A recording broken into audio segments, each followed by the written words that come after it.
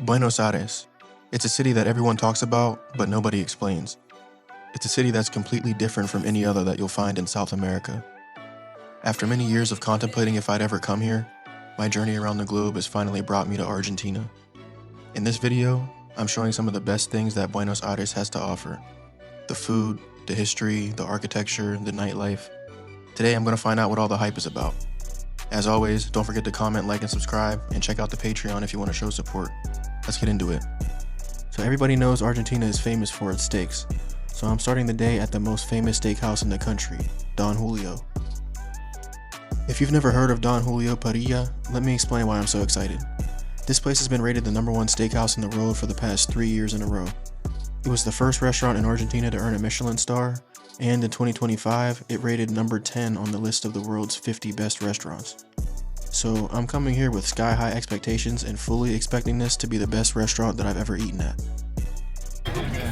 Alright, so bro got his tomahawk. We got our mashed potatoes with New Jersey butter.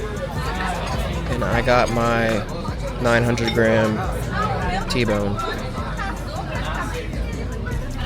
They were about 97,000, 98,000 pesos. Pull that meat up, no homo. How is it? It's excellent. If you want an idea of how juicy this steak is, he was just cutting his steak and the juice came out and hit me in my eye. See that right there on my glasses? That's Don Julio steak juice. From across the table. I asked for medium. Here's how it came.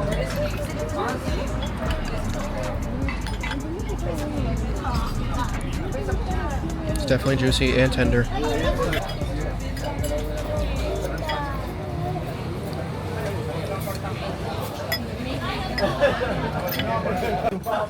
So this is definitely the thickest and also the most tender and also the most juicy steak that I've ever had. I don't think that it's seasoned. I feel like it's just the beef that you're tasting. It's still good. But if I had some like A1 sauce, I don't know, maybe that's the gringo and that's the American that we talking about. Some type of something on there. A dash of seasoning to really set this over the edge. But the beef itself and the steak and the way it's prepared is amazing. The quality, the service, the wine, it definitely lives up to the reputation. It's not cheap by Argentine standards, but compared to high-end steakhouses back home, it's actually a really reasonable price.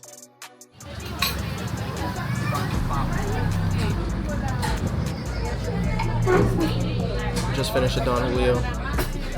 I couldn't finish my steak, obviously, it was massive. So now I have some Don Julio for tomorrow. And here's the total damage if you're wondering. 260,000 pesos. No focus, alright, but yeah. But Buenos Aires isn't just about great steaks. Let's take it back to where it all started. This right here is Plaza de Mayo, and this is considered the birthplace of Argentina. Back in 1810, this is where the May Revolution happened, which eventually led to Argentina gaining independence from Spain. Everything started here. Behind me is the Casa Rosada, the presidential palace. In America, we have the White House. Here, they have the Pink House. Every major moment in Argentine history, political speeches, protests, celebrations, has all passed through this square. Now that we're leaving the birthplace of Argentina, I want to take you into its golden age. The thing that stands out the most to me about Buenos Aires is the architecture. This next place I'm going to show you very well may be the pinnacle of Argentine architecture. This is Teatro Colón, one of the most famous opera houses in the world. Even if you're not into opera, you can't deny how impressive this place is. The attention to detail in every corner of the building makes it a must-see if you're in Buenos Aires. I paid 25,000 pesos for a guided tour, which was about $20.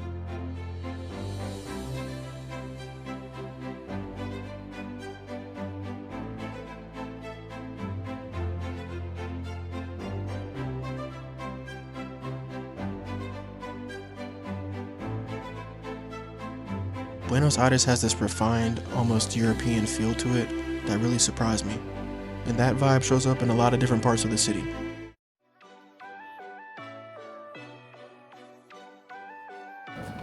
It's my first full day to do anything, because I be working out here. during the daytime.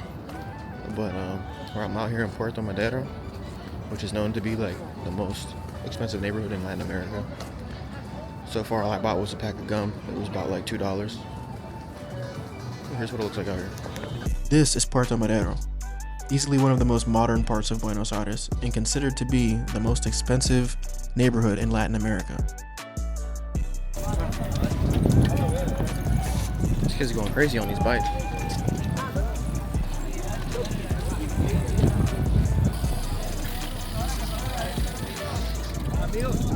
What's up? Oh shit, my bad. ¿Qué vas a hacer? ¿Cómo así? ¿Por todo el lado? It's clean, calm, and honestly just a really nice place to slow down and take everything in. Hola de nuevo.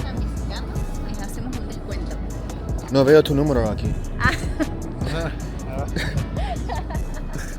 And this is just the daytime side of Argentina. When the sun goes down, this place turns into something completely different.